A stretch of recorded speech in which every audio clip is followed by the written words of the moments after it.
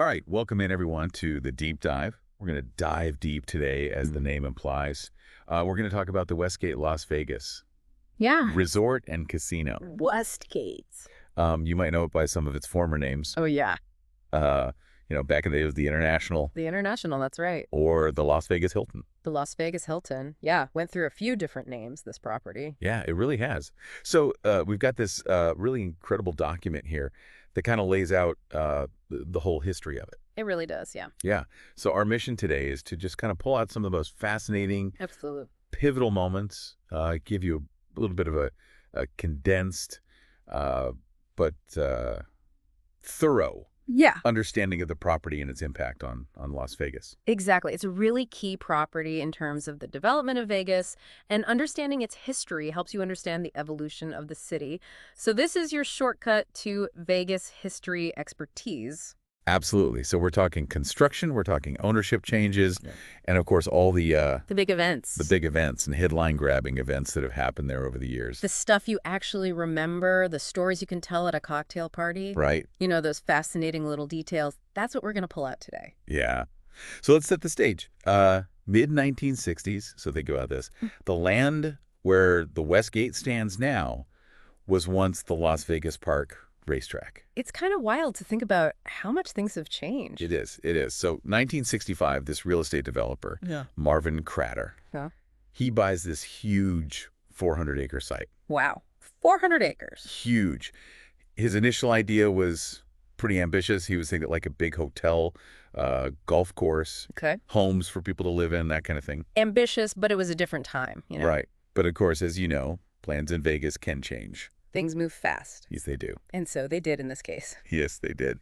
So you got to talk about Kirkorian here. Yep. He's already a pretty big player in Vegas. He owns Trans International Airlines. He's actually the landlord for Caesar's Palace. Wow. Yeah, the guy gets around. He's got this idea, this ambition to build this big, 1,000-room casino hotel. Okay. And he's looking at Crater's racetrack site, and he sees something really important, something that's going to change things. What's that? The location, it's right next to the convention center. Ah. That's a whole different kind of customer, a whole different kind of draw. It's not just about the strip anymore. I see. Yeah. He's thinking big picture here, Yeah. not just another casino, but how people are going to experience Vegas. Right, right. So he doesn't waste time. He buys a big chunk of that land from Crater, $5 million. Wow. And pretty soon after that, he announces his plan. This is a big one. 30-story hotel, Okay. 5,510 rooms, Okay. $50 million price tag. Oh my gosh. A lot of money back then. That's a lot of money today. Yeah, it is. And some people, they're scratching their heads, Yeah, bet. They're like, why so far from the strip? Right, right. But Kirkorian, he's got a vision. He's thinking about a second strip developing down Paradise Road. Okay. So it's not just a gamble, it's a strategic move. Right, right. So what did he call it? Well, he went with the International Hotel, kind of a nod to Crater's International Country Club that was nearby. Okay, I see. To run the show, he brought in Fred Benninger, an airline executive. Okay. And for the design, he went with Martin Stern Jr., the architect behind a lot of those early Vegas high-rises. Okay. Okay. Taylor Construction, they were the ones who actually built the thing. Groundbreaking was in February of '68. Wow. Yeah. So to staff this huge hotel, he needed a lot of trained employees, right? Absolutely. It's massive staff. Yeah. And Kirkorian, being the smart guy he is, had a plan. Okay. He bought the Flamingo Casino, Okay. not to run it as a separate thing, but to use it as a training ground for the international staff. Oh, smart. Yeah, very clever. And then he formed this public company, International Leisure, to own both properties. Okay. There's a way to raise capital, get things moving. Right, right. So this is where it gets kind of crazy. Well, yeah, now we're getting to the good stuff. Enter Howard Hughes. Okay. The billionaire, the eccentric, the guy buying up all the casinos. Yeah. He sees Kirkorian and this international hotel as a threat. Right. He doesn't like competition. Right. So what does he do? Tries to mess things up. Okay. Puts out fake announcements about expanding his Sands Hotel, starts rumors about nuclear test damage, tries to scare Kirkorian off. Wow. Yeah, classic Hughes. But, classic Vegas, too, right? These big personalities, these power plays. Yeah, absolutely. It's all part of the story. Exactly. So when those tricks don't work, Hughes changes tactics. He buys the Landmark Hotel and Casino, this unfinished project, right across the street from the International. Okay. Talk about a power move. Yeah. And get this, he rushes to finish the Landmark, and it opens just one day before the International's grand opening. Oh, wow. Yeah, July 2nd, 1969. The it's a record breaker. Tallest building in Nevada, biggest hotel in Nevada. Wow. And the opening night entertainment, Barbara Streisand. Oh, my goodness. In the showroom. Wow. And in the lounge, Peggy Lee. Come on, that's incredible. Yeah, they went all out. Yeah, they did. So the International, was it really that international? You know, they really tried to live up to the name. The rooms, they had different themes on different floors. Okay. Spanish, Italian, French decor. The restaurants, there were all these different cuisines, Bavarian, Italian, Japanese, Mexican. They really wanted to create that international atmosphere. Oh, I see. And even the employees, they got into it. Bellhops and kilts, cocktail waitresses in these Slavic blouses, French gendarme uniforms. Why not? It was a spectacle, a visual feast. Very different from the typical Vegas look. Yeah, I bet. So, but the biggest, I think, entertainment thing to happen there. Oh, absolutely. We're talking about the king. Elvis Presley. July 31st, 1969.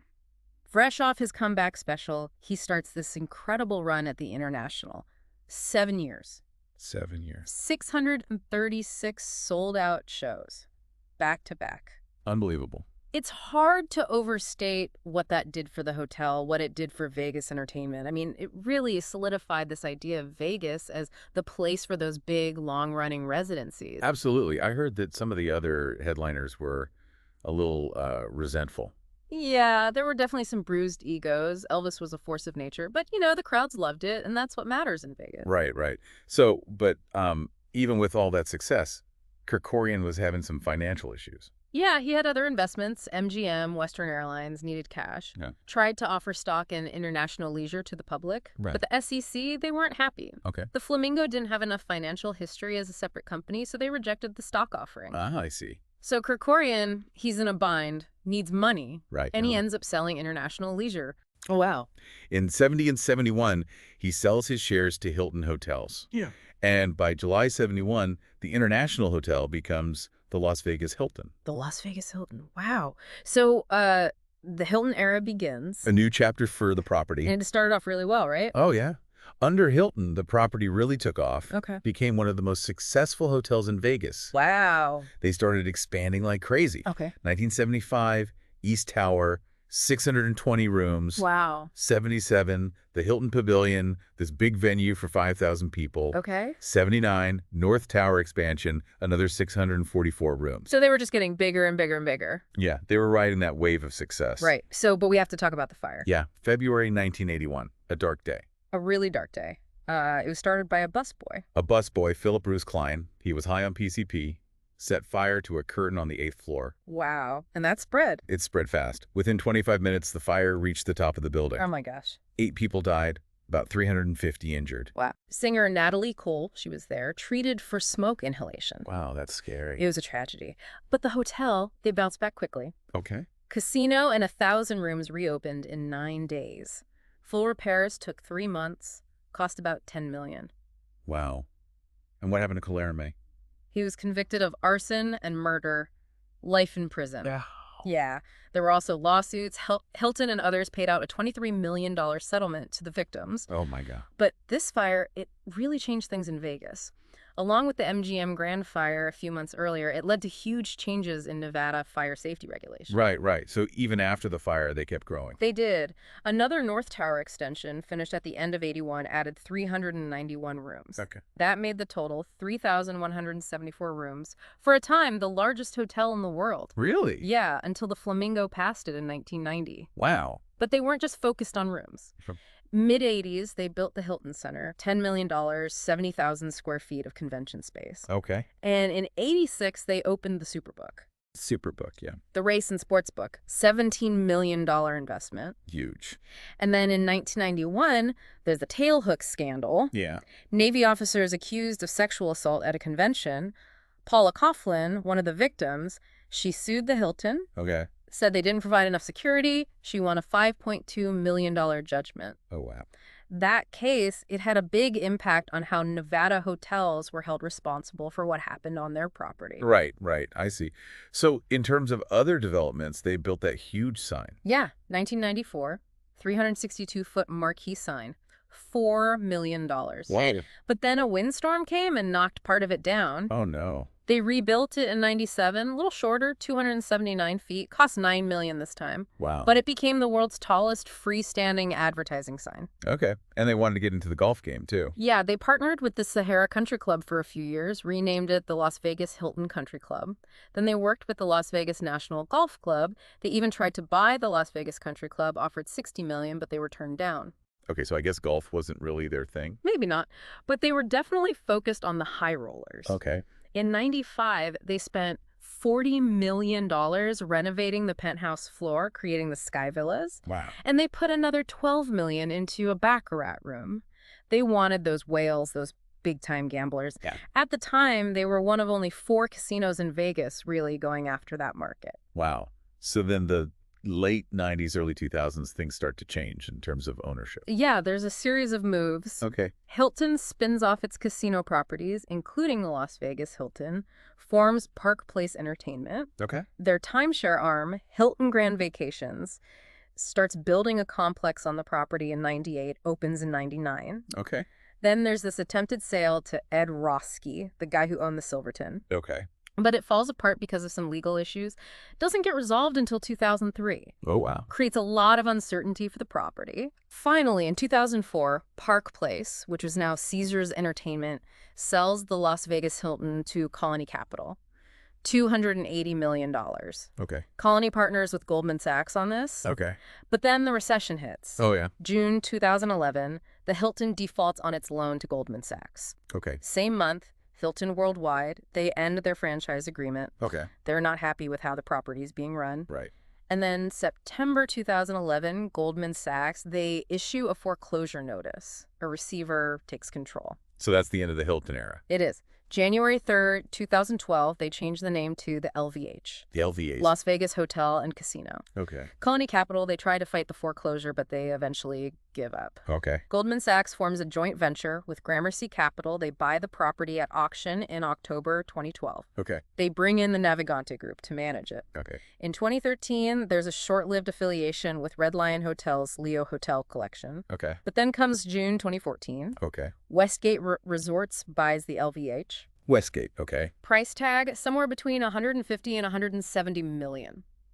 David Siegel, the CEO of Westgate, he's the guy who's running things now. Okay. He starts taking down the LVH letters right away. Wow. So he was ready to go. He was ready.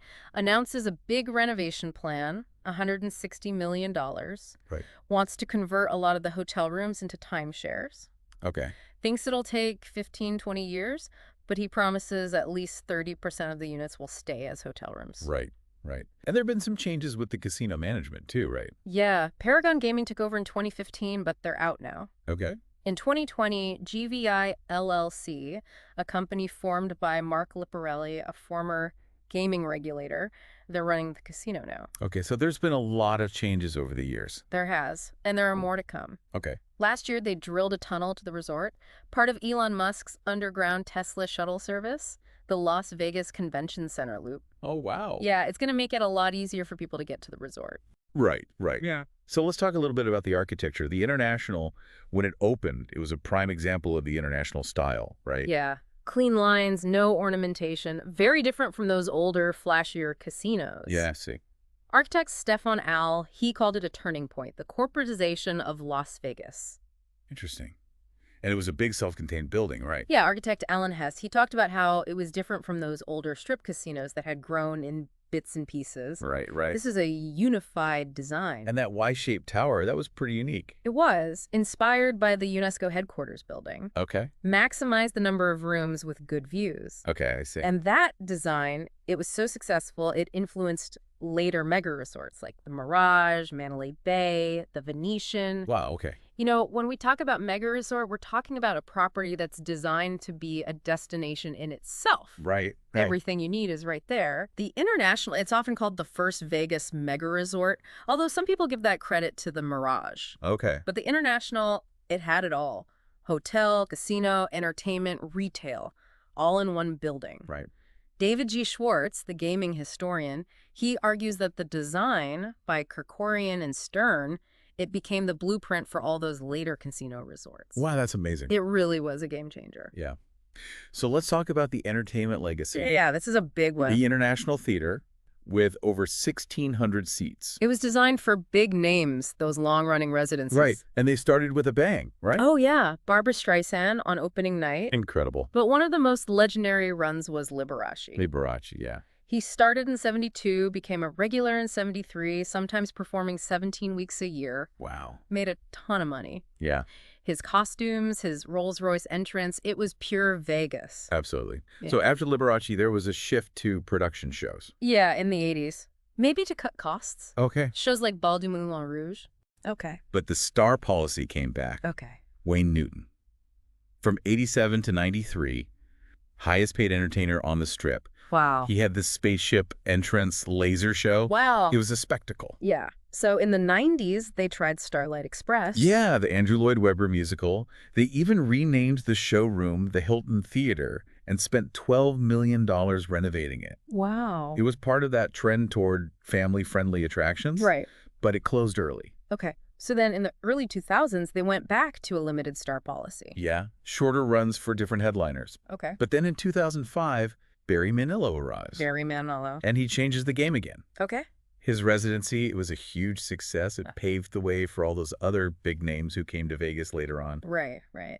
And then there was Star Trek, The Experience. Oh, yeah, that opened in 98, Motion Simulator Museum, Quark's Bar. I remember that. The entrance was through the Space Quest Casino. Oh. They even added a Borg ride later on. But it closed in 2008.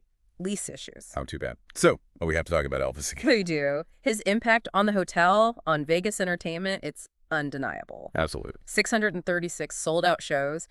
He lived in the Imperial Suite, which became the Elvis Presley Suite. Colonel Tom Parker, his manager, he was always there. Right, right. They've done a lot to honor him over the years. Statue, fan festivals, Elvis-themed shows. They even tried renaming the theater the Elvis Presley International Showroom. Okay. And they had the exhibition. Right. But there were some legal issues with that. Okay. But in 2016, they renamed a street Elvis Presley Boulevard. Okay, nice. So beyond the shows, the hotel has been in a lot of TV shows and movies. Oh, yeah. Tons of them. And Margaret specials in the 70s, Roseanne in the 90s, even reality shows like Wayne Newton's The Entertainer. Wow. Game shows, too. Let's Make a Deal, Wheel of Fortune, Jeopardy, No. and movies. The White House Casino in Diamonds Are Forever, the arm wrestling tournament in Over the Top, a scene in Indecent Proposal. And the new Elvis movie, it shows his time at the hotel. Right, right. And it was a big boxing venue for a while. It was. They hosted the first major boxing match in a Vegas hotel back in '69. Wow. And then Leon Spinks beating Muhammad Ali in '78. Yeah, yeah. They hosted some big heavyweight unification fights in the '80s, really challenged Caesar's Palace for a while. Wow. They haven't had those big fights lately, but they were a major player for a while. Right, right. And they hosted some tennis events, too. Yeah, in the Hilton Pavilion. And in 2014, they hosted EVO, Evo. a big video game tournament. Oh, They're trying to stay current, attract those younger crowds. absolutely. So, from the International to the Westgate, this property has seen it all. It really has. Fires, ownership changes, changing entertainment trends. It's a Survivor. Yeah. And it's hosted some of the biggest names in show business and sports. It really reflects the history of Vegas. Absolutely. One location, but it tells the story of the whole city. It does. So here's a thought for you and for everyone listening. Okay. What do you think the future holds for the Westgate? Good question. In a city that's always changing, what's the next chapter? Yeah. What will its legacy be? It's something to think about. Thanks for joining us for this deep dive into the Westgate. Thanks for having me. It's been fun. Absolutely. We'll see you next time.